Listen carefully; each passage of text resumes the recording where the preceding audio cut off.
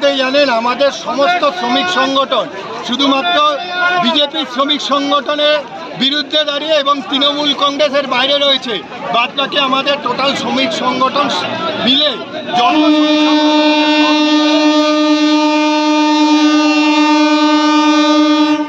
সব মিলিয়ে আমাদের 17টা দাবি। শ্রমকোড, যা শ্রমকোড শ্রমিকদের অধিকার রক্ষা হচ্ছে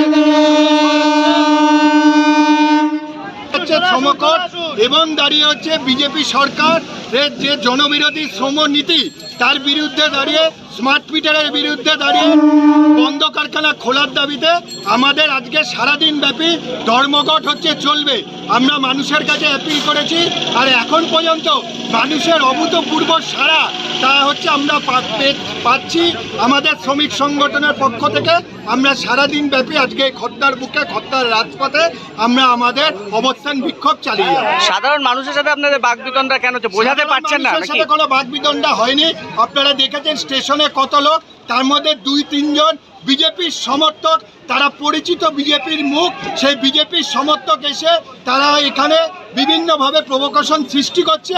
আমরা পুলিশ প্রশাসনকে জানিয়েছি যে বিজেপিকে হচ্ছে সরিয়ে দিন। পুলিশ প্রশাসন তৎপরভাবে বিজেপিকে হচ্ছে সরিয়ে দিয়েছি।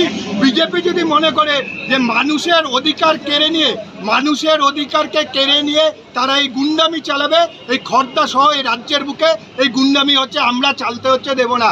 তার জন্য আমরা বামপন্থী কর্মীরা আজকে খর্দার রাজপথে সারাদিন ব্যাপী রয়েছি। আপনার নামটা?